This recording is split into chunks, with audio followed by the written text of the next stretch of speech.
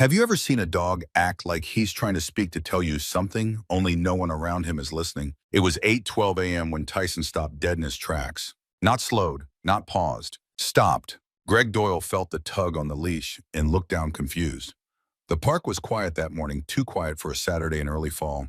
Crisp leaves scattered the pavement, the sun filtered gently through the trees, and you could still see wisps of mist curling over the creek that bordered the east side of Asheville's Riverside Park. Tyson, a 10-year-old German shepherd with more scars than Greg could count, was staring at a gnarled old oak tree near the bench where the joggers usually tied their shoes. And he was growling. Greg stepped closer. "What is it, buddy?" Tyson didn't answer because dogs don't talk. But this one had seen things, done things. Tyson wasn't just any dog.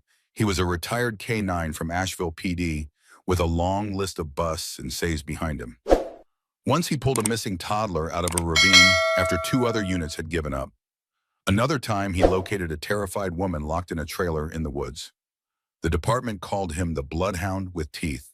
So when Tyson growled at something, Greg listened. He crouched beside him, brushing away a few fallen leaves, expecting a dead squirrel or maybe a stash of raccoon bones. But Tyson's paws were raking at the earth now, hard, fast, urgent. And then Greg saw it. Rust, a glint of corroded metal, half buried in the roots of the tree. Greg Doyle wasn't a superstitious man. Not anymore. Not since everything that happened with his son. Not since Tyson came into his life like a four-legged shadow of everything he'd lost and couldn't get back. But in that moment, with the breeze kicking up and Tyson still growling low in his throat, he felt something ancient settle into his bones. The box was about the size of an old-school lunch pail, dented, rusted, and wrapped in thin plastic that had all but disintegrated. He pulled it out gently. Tyson sat beside him, watching every move. At first, Greg wasn't going to open it. He figured he'd take it to the station, let the young guys poke around. But something about the weight of it, the way it felt wrong and familiar all at once, made him peel the metal latch open right there beneath the tree. Inside, an envelope, sealed. Next to it, a neat stack of aged $100 bills, wrapped with a rubber band that snapped the moment Greg touched it. And finally, a photo. Black and white, grainy. A teenage girl holding a small dog in her lap. Greg's breath caught in his throat. No name, no date. Just a look in that girl's eyes, wide, afraid, like she'd already seen the worst life had to offer. He closed the box. Tyson barked once sharp and loud, snapping Greg back to the moment. Two joggers passing by turned at the noise. One of them, mid-30s, ball-cap iPhone out, stopped. "Is that your dog? He's awesome." Greg nodded, still kneeling. "Yeah, he used to work for the force." "Really? What's he doing now?" Greg looked down at the box again. "Still working," he said quietly. At the station, the young officer at the front desk gave Greg a look like he was bringing in Girl Scout cookies instead of potential evidence. "Found this at the park," Greg said, sliding the box forward. Officer Maya Lopez, 24, raised an eyebrow. "What, like a geocache thing?" "Don't think so." She popped it open, sifted through the contents, and let out a low whistle. "This is real money." "Yeah, and that envelope hasn't been opened. Might want to log it officially." Greg didn't tell her about the photo. Didn't mention the girl's face. Not yet. He wasn't even sure why. Maybe it was instinct. Maybe it was guilt. Or maybe it was something older. Something buried. By that evening, the station buzzed with mild curiosity about the dog who found buried treasure. The story had already hit local social media thanks to the joggers video. Greg cringed watching it, a shaky clip of Tyson digging, barking. Greg pulling out the box like it was some kind of time capsule. The caption read, "Retired K9 finds mystery box in City Park." And the hashtags, our K9 Tyson, hashtag real life Scooby-Doo, treasure dog. Greg shut off his phone. But the story was gaining traction. That meant questions were coming. Attention. Pressure. And Greg hated pressure. Especially when it came from the past. Especially this past. If you love true stories of animal heroes, don't forget to subscribe to our channel, Heroes for Animals, for more incredible moments just like this one. The next morning, Greg woke early. He made coffee, poured a bowl of kibble for Tyson, and went to the attic. He hadn't been up there in over 5 years, not since retiring, not since burying his boy, not since the voices stopped calling him Detective Doyle and started calling him Sir at Lowe's. The box was still where he left it, locked, dusty. He carried it down to the kitchen, set it on the table. Inside were his personal files, notes, clippings, old copies of reports from cases that didn't sit right with him. He flipped through one after another until he found it. Missing person report. Marla Jean Robbins, age 17. last seen April 10th, 1987. He pulled the photo from the tin box out of his pocket. Same eyes, same dog, same silence. Greg stared at the report. He remembered this one. Rookie year. He'd barely been allowed to do interviews. Marla had shown up at the station, scared, shaking, saying things about people no one dared accuse out loud. She disappeared a week later. The file went cold.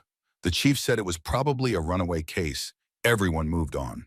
Everyone except Greg. And maybe Tyson, because Tyson had taken him right to her. Now he sat at his kitchen table, coffee cold, fingers twitching. Something told him this wasn't over. Not by a long shot. And the box they'd found, it wasn't just evidence. It was a message from someone who hadn't been heard in nearly 40 years.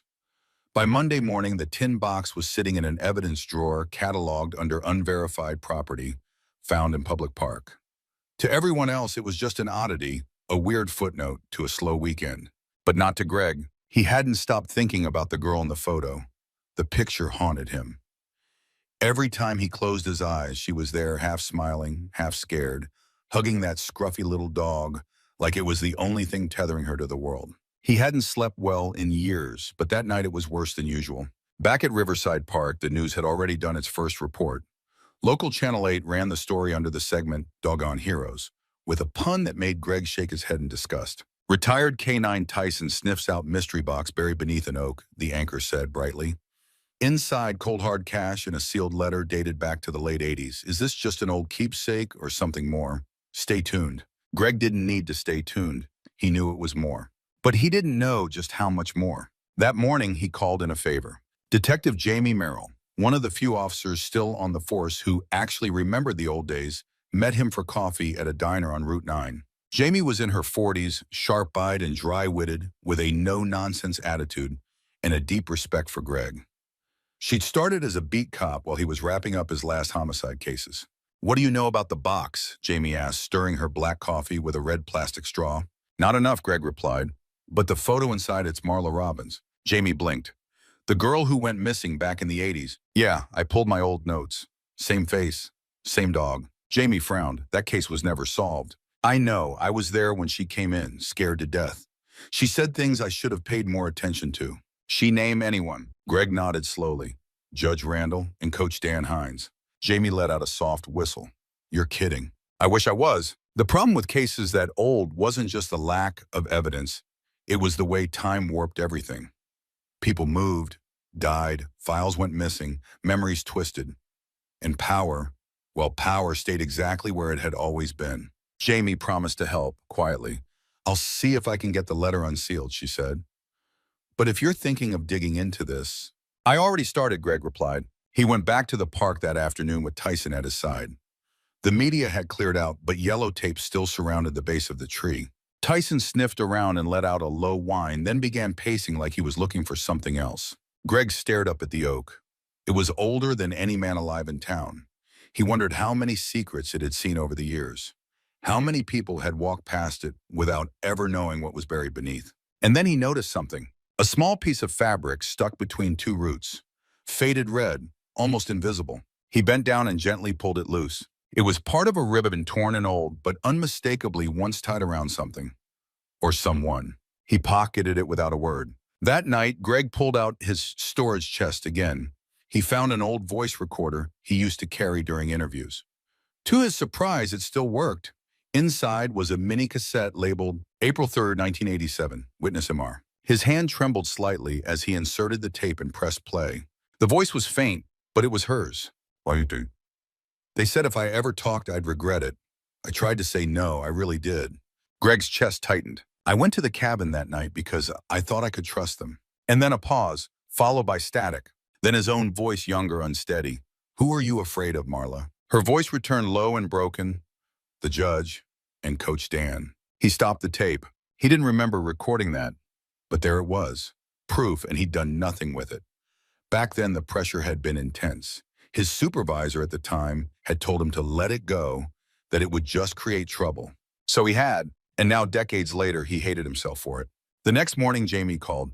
She'd managed to get a preliminary review of the letter without raising alarms. It's definitely a suicide note, she said. Marla talks about shame, about being used. She names Randall and Hines directly. Says they promised to help her with college applications, but it wasn't that at all. Greg felt cold. She said she buried the box because she didn't think anyone would believe her while she was alive, Jamie added. But if it was found later, maybe someone would care. Greg looked down at Tyson, who was lying by the back door. Quiet, watchful. She knew nobody would listen to her, Greg whispered. Not then. But maybe they will now, Jamie said. Greg sat on his back porch that afternoon, staring at the woods behind his property. Tyson lay beside him, ears perked at every passing car. Something was gnawing at him. Not just guilt, memory. The night Marla disappeared, there had been a thunderstorm. He remembered because he'd been scheduled for a ride-along that got canceled. He'd heard the scanner call about a disturbance at a cabin just off Highway 27. He hadn't thought much of it then. Now, he pulled out his laptop and searched the police archives. There it was, April 10th, 1987, disturbance report, Miller's cabin. Noise complaint, no arrests, officer dismissed. Miller's cabin, a hunting lodge that used to belong to a local businessman. It had been abandoned since the early 2000s. Greg stood slowly. Tyson lifted his head. We're going for a drive. They arrived just before sunset. The cabin was still there, run down, covered in graffiti, windows shattered. But the foundation was intact. Greg walked the perimeter with Tyson. The dog sniffed near the back porch, then began pawing at the ground again, this time with less urgency but more certainty. Greg knelt. There, under a broken board, he found it. A rusted padlock chain, and beneath it a plastic tarp, long decayed. And something buried. Not deep, not bones, but another box. Wooden this time, rotten on one side. He opened it slowly. Inside were photographs, dozens of them, most blurred, some showing teenagers, some showing Marla, and some showing powerful men with those kids. Unmistakable faces. Greg felt his throat close. This wasn't just a suicide. It wasn't just a tragedy. It was a cover-up. And now finally it was cracking open. Greg sat in his truck outside the cabin for nearly 30 minutes, gripping the steering wheel like it was the only solid thing keeping him from unraveling. The air smelled like rain-soaked pine and rot. Tyson was curled up in the passenger seat, his ears twitching with every gust of wind. On the dashboard, the wooden box sat open, its grim contents staring back at him. Photos. Too many. Some taken in the woods, some indoors.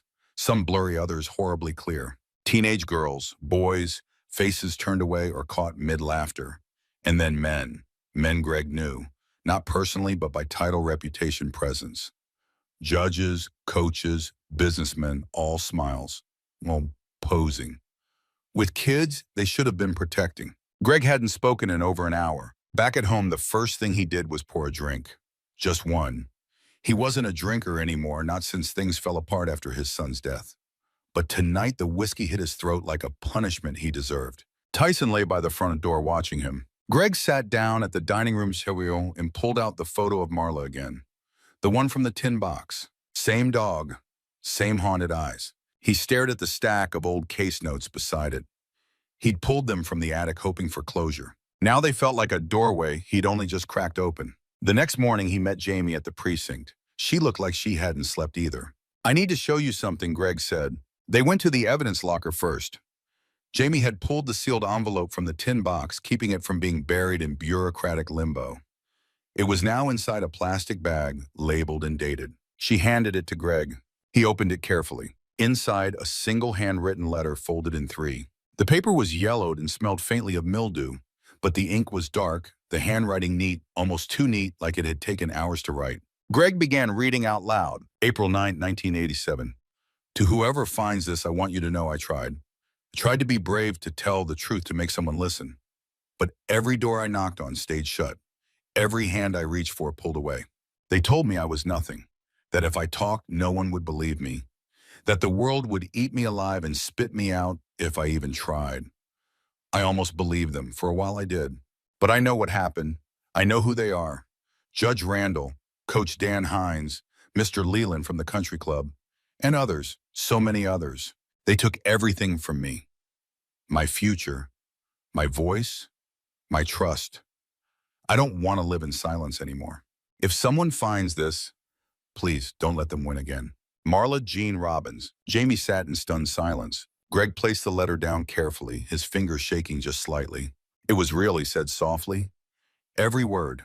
She came to us, begged for help, and we turned her away. Jamie swallowed hard. We didn't, but they did. Greg's voice turned bitter. Same thing in the end.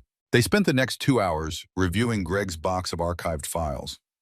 Most were handwritten notes from interviews he'd done off the record, bits and pieces that never made it into official reports. Jamie was shocked at how much he'd kept. "Why didn't you push harder?" she finally asked. Greg didn't answer for a long time. "Then I was 26. My sergeant told me to drop it. Said it was above my pay grade. That the girl was unstable." Unstable. That's what they called any woman who spoke up back then. Jamie looked like she might cry or throw something. Greg didn't blame her. By Wednesday, the box of photos from Miller's cabin had been submitted as anonymous evidence. Jamie told the forensics team they were tipped off by a private citizen investigating a historical missing person case. "No names, no trail." Greg insisted. "If they know I'm involved, they'll bury it again," he said. "We need it to come from nowhere." But the truth was already leaking. A local journalist, Peter Crandall, called Jamie's desk that afternoon. He'd caught wind of the story. The mystery box, the viral dog, the sealed envelope. He wanted an interview. "Not yet," Jamie said. "This goes public before we're ready, and it'll vanish in a legal firestorm." Greg agreed, but he couldn't shake the feeling that the clock had started ticking. That night, he sat in his garage flipping through the old tape recorder again. The interview with Marla haunted him. He rewound it, played it again. "They promised me help with my SATs. Told me I could get into Chapel Hill if I worked hard enough." Pause. But that wasn't what they wanted. Then silence. Greg pressed stop. His knuckles were white. The next day, the sheriff called him in. Greg hadn't seen Sheriff Wallace in years. A slick, politically minded man who'd made his name cleaning up the department in the early 2000s. He didn't offer a handshake, Greg Wallace said flatly. "We have a situation." Greg raised an eyebrow. "I've got people from the DA's office asking questions. About you. About a box. A letter. A girl who went missing 38 years ago." Greg stayed silent. "Is there something you want to tell me?" Wallace asked. Greg stood slow and deliberate. "I think you'll hear it soon enough," he said. Then he turned and walked out. That afternoon, Greg met Jamie in the park at the same oak where it all began. He brought Tyson, who ran ahead sniffing the base of the tree like he still expected to find more. Jamie leaned against the bench. "We're close," she said. "Forensics confirmed the photos are authentic. They even matched two of the girls to missing juvenile reports from 85 and 86. One from Buncombe County, one from Raleigh." Greg exhaled. "And the handwriting in the letter," Jamie nodded, "matched to Marla's high school essays. It's her." There was a long pause. Then Greg asked, "What happens next?" Jamie looked down. "We try to open a formal investigation. Quietly, but we're going to hit resistance. You know how this town works." Greg nodded. "That's why you need to be the face of this." Jamie blinked. "Me? I'm damaged goods. Ex-cop with a chip on his shoulder and an attic full of regrets. You still have a badge, a voice. They'll listen to you." She looked at him for a long time. Then she said, "I'll do it, but only if you stand with me when the truth comes out." Greg smiled just barely. "Wouldn't miss it for the world." As the sun dipped low behind the trees, casting golden light through the oaks, Greg reached down and scratched behind Tyson's ears. "Good boy," he whispered. "You still know how to find what matters." Tyson nuzzled into his hand, and somewhere far off, for the first time in decades, justice stirred.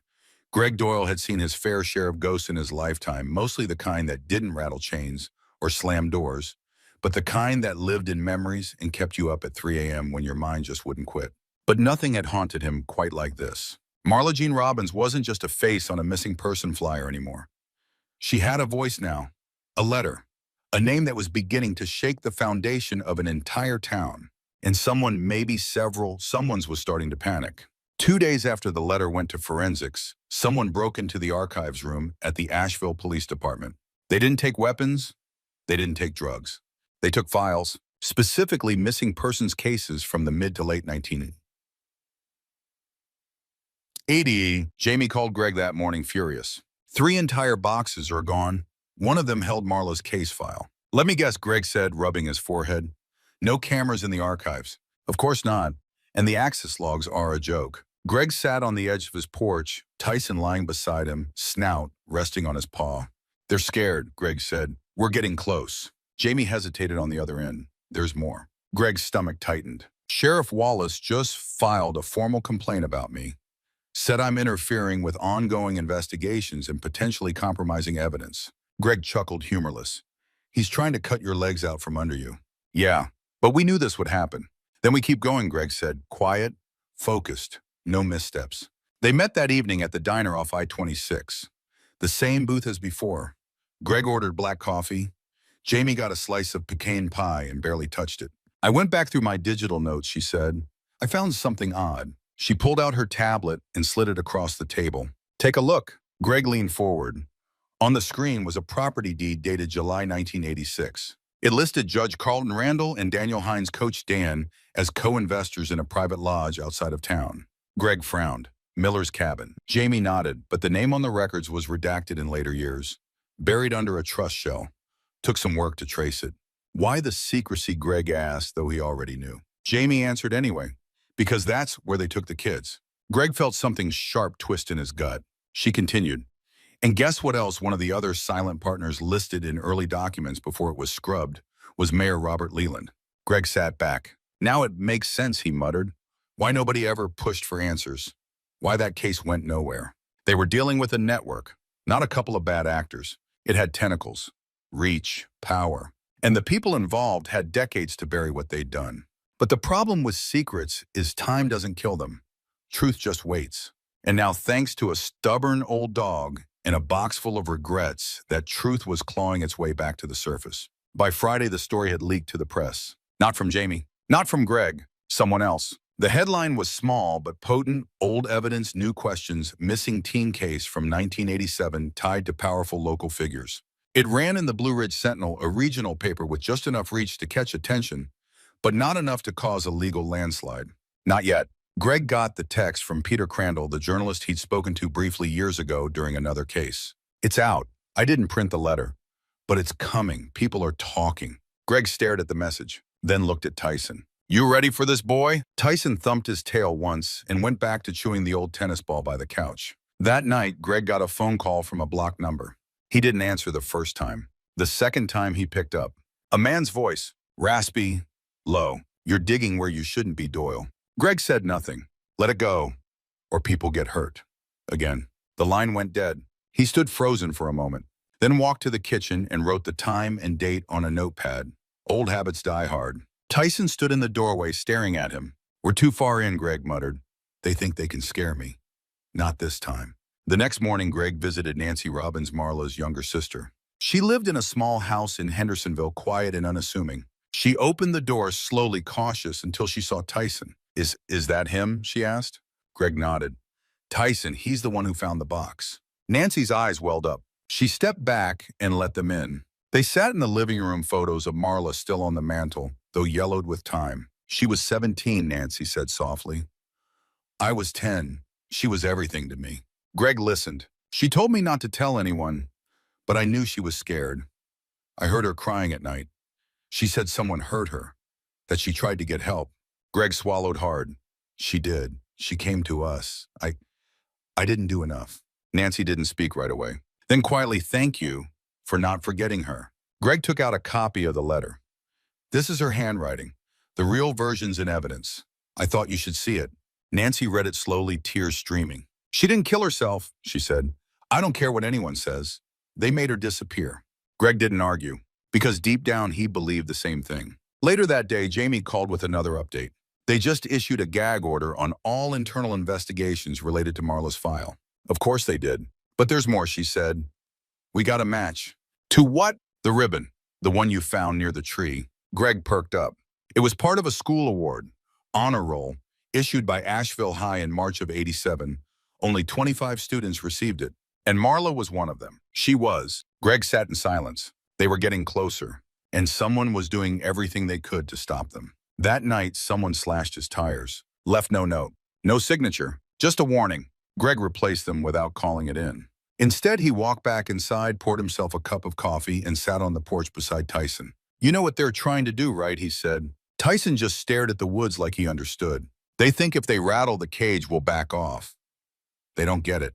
He took a slow sip. They already lost. The truth's out now. We just haven't finished telling it yet. Inside, his phone buzzed. It was Peter Crandall again. The message read, "Call me. I just got something you need to hear tonight." Greg looked at Tyson. Come on, boy. Let's go chase a ghost. Peter Crandall didn't strike Greg Doyle as the type of guy who got nervous easily. He was a small-town journalist, sure, but one of the few who still believed digging for the truth mattered. Over the years, Greg had seen him chase everything from police corruption to environmental scandals. He'd even earned a lawsuit or two along the way. But when Peter opened his front door that night, his face was pale. "Get in," he said without his usual sarcasm. Greg stepped inside with Tyson trotting behind his nails, tapping against the hardwood floor. Peter didn't even blink at the dog. He just motioned toward a cluttered table covered in old photos, newspaper clippings, and one large manila envelope. "What is all this?" Greg asked. Peter took a breath. "You remember a guy named Charles Crane?" Greg napped his eyes. "The name rings a bell. Former city engineer. Retired in '92. Never made headlines. No criminal record.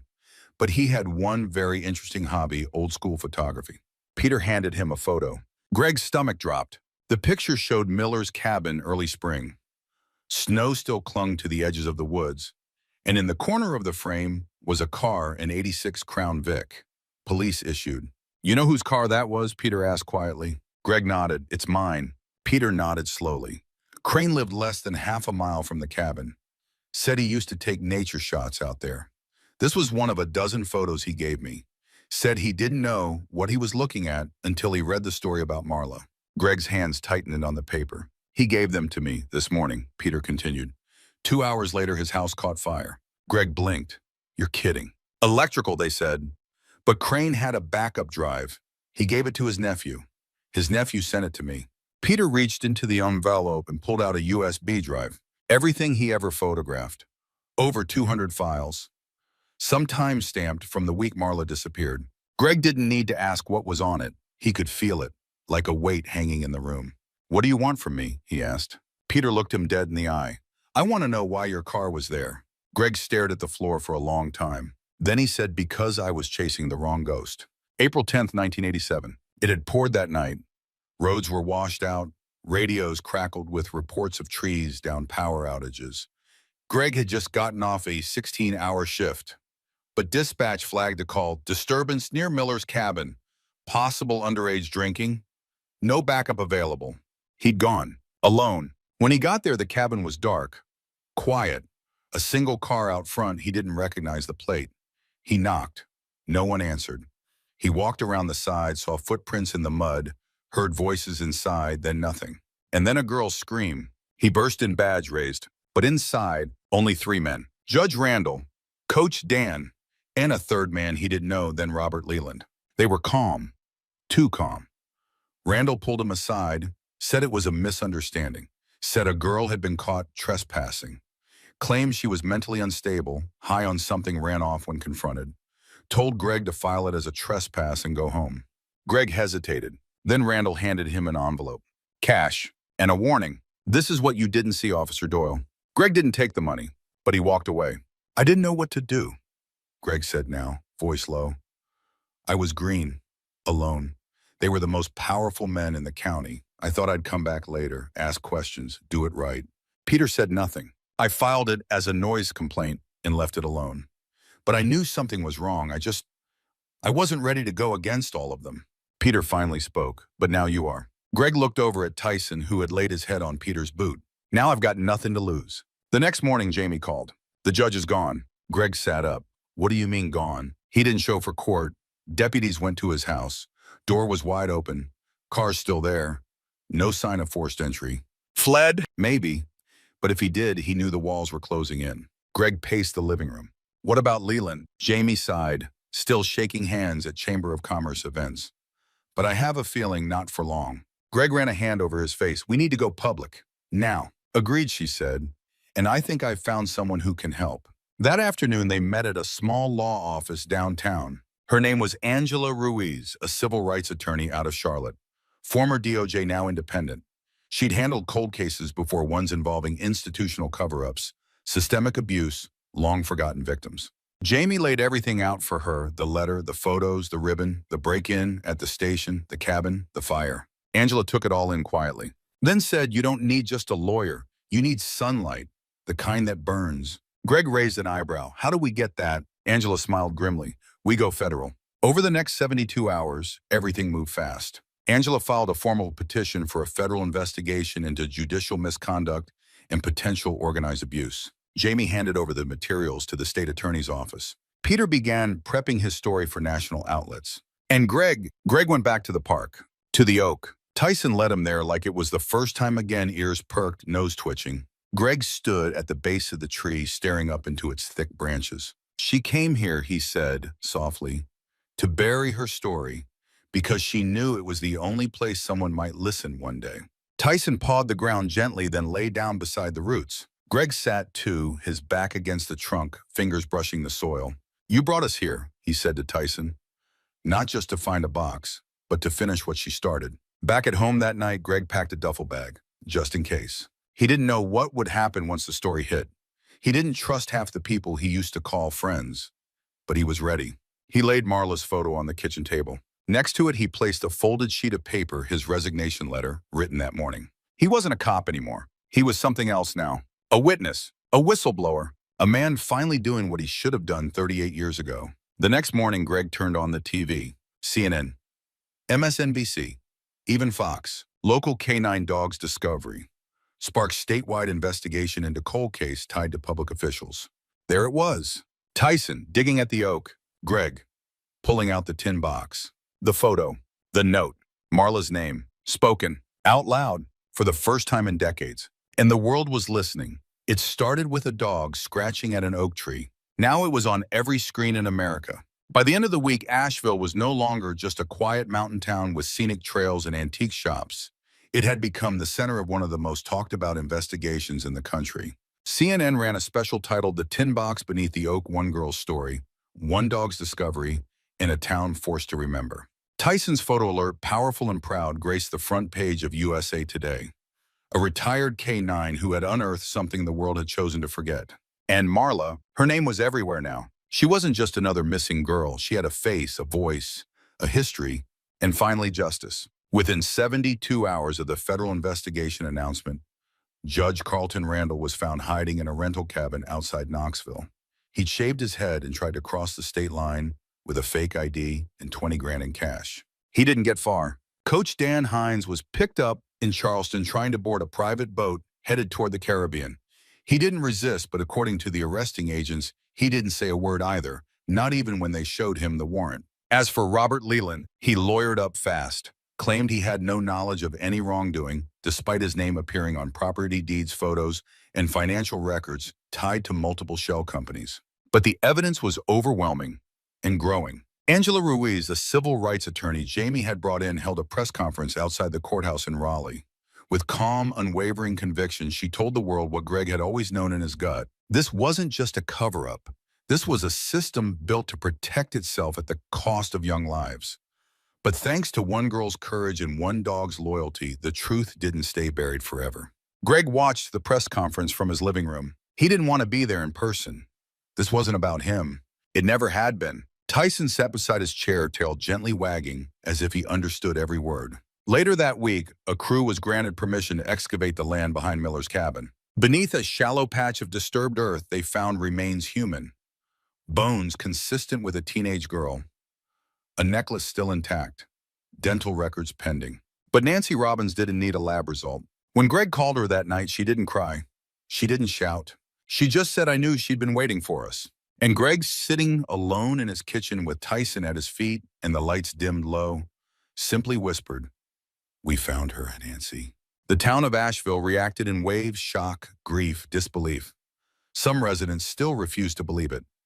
Others, mostly younger generations, demanded reform. A petition to rename the city park, Marla Robbins Memorial Park, gained 50,000 signatures in a single weekend. And Tyson, he became a symbol, not just of loyalty, but of the power of listening to what's buried, to what's silenced, and to the instincts that don't always make sense until they do. Kids wrote letters to him. People sent in dog treats from around the country. The local news station gave him a Medal of Honor for service beyond duty, which he wore proudly, if a bit confused, at a small ceremony on the courthouse lawn. Greg stood beside him, hands in his pockets, fighting back tears. Weeks passed, and one evening just before sunset, Greg drove out to the oak tree one last time. The city had fenced it off, planning a small memorial installation. But for now, it was still quiet, still sacred. He knelt at the base of the tree, ran his hand over the soil. Then from his coat pocket, he pulled a folded photo. Marla, sitting in the sun, holding her dog. He tucked it under a smooth stone near the roots. "Thank you," he whispered, "for not giving up." On the way home, Tyson leaned his head out the window like he always did, ears flapping, tongue out, soaking in the wind. Greg smiled. For the first time in a long time, he felt like he could breathe. 2 months later, he visited Nancy in Hendersonville.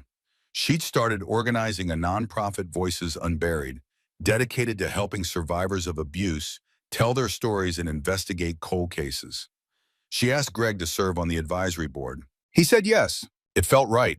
He also agreed to record a segment for 60 minutes, not for fame, not for the cameras, but to make sure Marla's story reached homes far beyond their small mountain town. She came to us once, he said into the mic. We didn't hear her, but her dog made sure we listened when it mattered. As for Greg and Tyson, they didn't go back to the park much anymore. But every morning they took a walk through their neighborhood quiet streets lined with oaks, the occasional squirrel chase, and polite nods from neighbors who now recognized them both. Some mornings Greg still wrestled with guilt. But most mornings, he just felt grateful. Because sometimes justice doesn't ride in on a siren. Sometimes it arrives on 4 legs covered in dirt, barking at the base of a tree.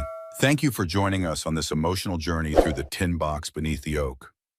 Stories like these remind us that even the smallest voice can matter even after decades of silence. Now, we'd love to hear from you. Do you believe one person or one dog can truly change everything? Have you ever witnessed a moment where someone finally listened and it made all the difference? Share your thoughts in the comments below. We read every single one.